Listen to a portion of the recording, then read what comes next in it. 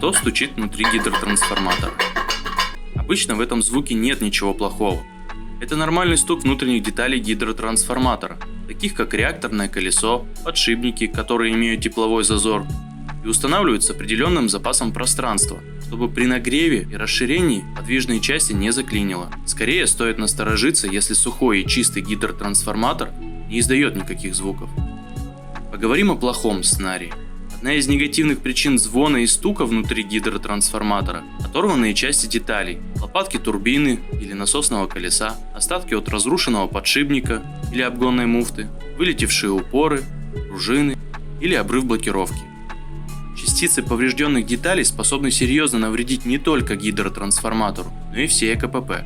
Понять, что звон в гидротрансформаторе нездоровый, можно, осмотрев масло. В нем будет примесь металлической пыли или стружки. Посторонние детали из КПП. Они могли попасть вместе с маслом из самой коробки передач. Это могут быть кусочки металла, образовавшиеся вследствие разрушения внутренних элементов коробки передач. Последствия также будут плачевные для гидротрансформатора. Поэтому при замене масла обязательно обращайте внимание на его цвет и содержание. Внимательность и регулярная замена трансмиссионной жидкости продлит жизнь вашей коробки передач и позволит вовремя предупредить о начавшихся процессах разрушения.